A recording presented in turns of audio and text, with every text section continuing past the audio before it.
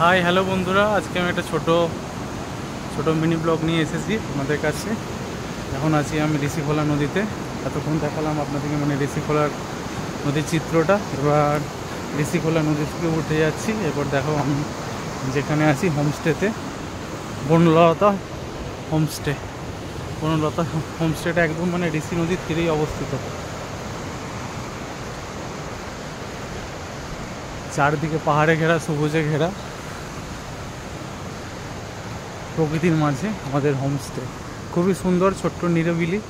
যারা একদম মানে কি একান্তভাবে মানে কয়েকটা দিন স্পেন্ড করতে চান তাদের জন্য খুবই ভালো।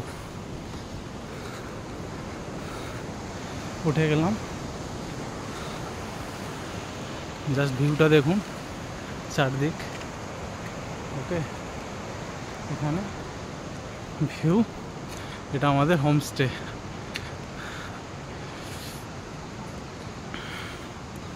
হোমস্টে বনলতা, ছোট্ট কিন্তু ভালো, সুন্দর, খুবই গোছানো পরিপাটি। খাবার দাবারও খুব সুন্দর, ঘরোয়া খাবার, দারুণ।